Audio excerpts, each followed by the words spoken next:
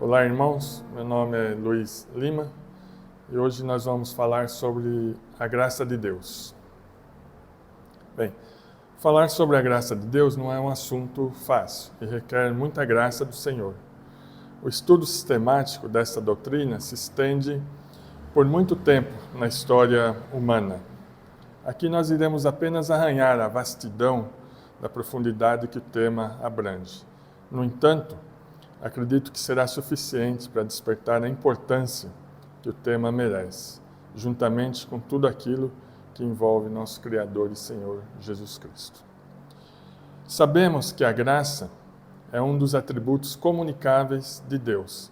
Sabemos também que os seus atributos são qualidades intrínsecas ao seu ser e são indivisíveis.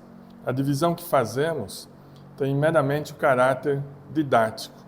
Não existe divisão ontológica no caráter de Deus, nem tampouco seus atributos são adquiridos, em hipótese alguma. Também não há nenhuma dúvida de que os seus atributos não concorrem entre si. Nenhum atributo tem privilégio ou maior importância sobre o outro, e que também todas as pessoas da Trindade os compartilham da mesma forma. Então, a graça de Deus está ligada a outros atributos, como o amor, a misericórdia, a paciência. Isso significa que Deus é condescendente com seres humanos, criados à sua imagem.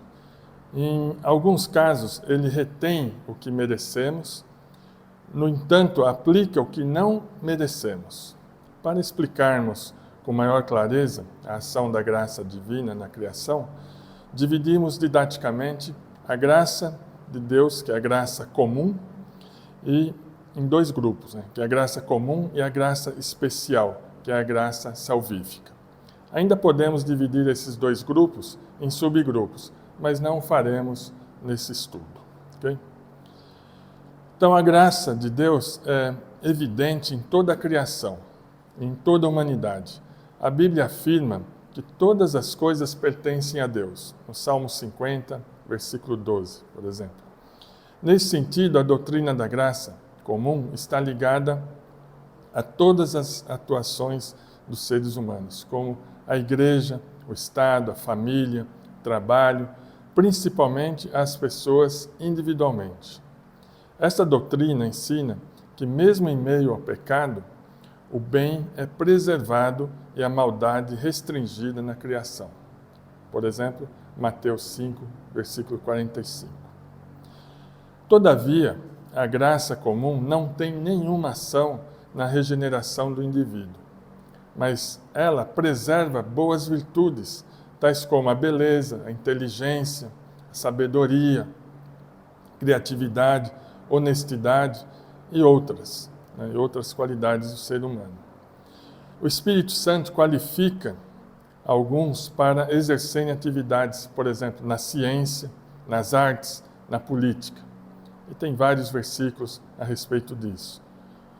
Por exemplo, Êxodo 28, 3, 31, 23, 6, 35, 35, primeiro livro de Samuel 11, 6, 16, 13 e versículo 13 e 14. Também a própria natureza é preservada pela graça comum. Por isso o universo está em equilíbrio para sustentar a vida. A vida é sustentada por Deus e por trás tem a graça comum de Deus. Então, cristãos e não cristãos são capacitados a exercerem boas atividades. Alguns o farão para a glória de Deus, outros por outras razões. Mas o fato é que Deus está sempre agindo e seus propósitos são estabelecidos.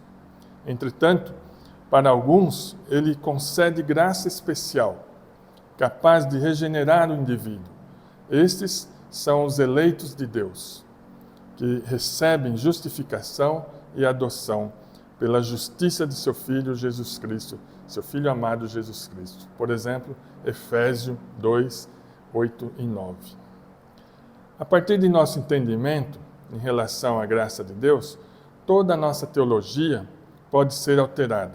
Podemos nos afastar muito da verdade de Deus se não tivermos uma compreensão clara dessa doutrina, que é estabelecida através do ensino bíblico sistemático. Nesse estudo, não abordaremos todos os aspectos teológicos da graça de Deus. Como eu já disse inicialmente, é bem vasto. A proposta aqui é estudarmos os 5 pontos considerados pela Reforma Protestante no Sínodo de Dort, conhecidos como os 5 pontos do Calvinismo. Esses 5 pontos foram elaborados em resposta aos 5 artigos dos remonstrantes arminianos. Apresentar uma posição bíblica consistente, teologicamente sustentável, é muito importante, pois a correta interpretação da graça de Deus, como já dissemos, afetará todos os outros pontos relevantes, que implicam o ponto de vista sobre Deus, sobre a criação, sobre o ser humano, sobre a salvação, sobre a evangelização. Alguns estudiosos classificam os 5 pontos pelo acrônimo TULIP, T-U-L-I-P, que significa o T, que vem da denominação em inglês. Em português fica T, depravação total, U, eleição incondicional, o L, expiação limitada, o I, graça irresistível e o P, perseverança dos santos. Bem, nem todos os autores reformados adotam essa sequência e esses 5 pontos como o melhor meio para apresentar as doutrinas da graça de Deus. Entretanto, esta é uma boa sequência e tem base firme na Bíblia. Então devemos nos lembrar que esses 5 pontos não foram adotados pelos protestantes como um resumo dos seus ensinos, mas como uma resposta aos 5 artigos dos remonstrantes arminianos. E como já dissemos, isso tem base bíblica e teológica.